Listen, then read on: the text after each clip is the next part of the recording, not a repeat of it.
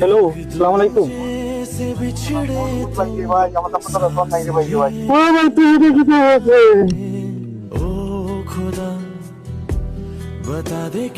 রুমন এখানে কি হয়েছে? রুমন কান্না করে।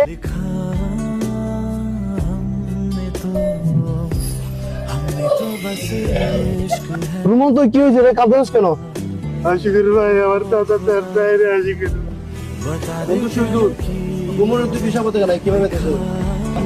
এক সময় আছে, এই সময় দিতে তার দেশে পাঠানো সম্ভব না।